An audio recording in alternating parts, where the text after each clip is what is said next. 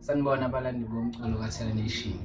Ngihleli-ke nensizwa ehlonishwayo la eduze kwami, owobaba uMbuzeni Mkhize, uKhabazela. Niyamazi impela-ke lo umshayi wentambo impela. Cha, balandeli bami, ngoba ngangishilo ngithi kukhona engikuhlelayo, kukhona engiphe kwakho, kukhona isithembiso engangifisa ukusenza kini.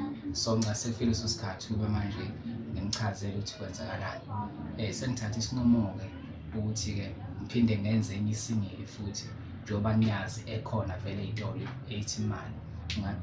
Naye nakhombisa ukuyithakazela kakhulu, nanginikeza ugqozi ukuthi ngiqhubeke ngiyenze lento.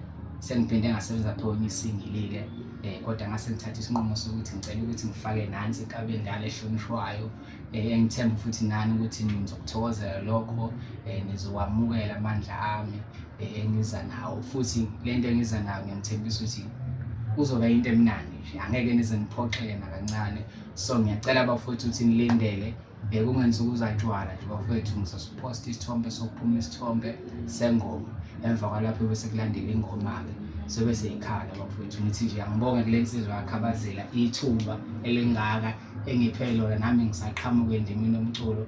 Asazi lento iyophelela lapho Kabazela. Hayi cha, nami nje ngithi ngefahla kancane. Cha, ubaba usebenze kahle uMfokazungu, ayikhombisa ukuthi khona okuzayo okuhle. Ngeke ngithi-ke azikho nkotho emile, sikhonkotho ehambayo. Hhayi-ke akunankinga, sike sidibane khona. Ngiyabonga mntaka baba, ngiyabonga kakhulu balandeli bami, ngiyabonga kakhulu, ngiyayithoba kini.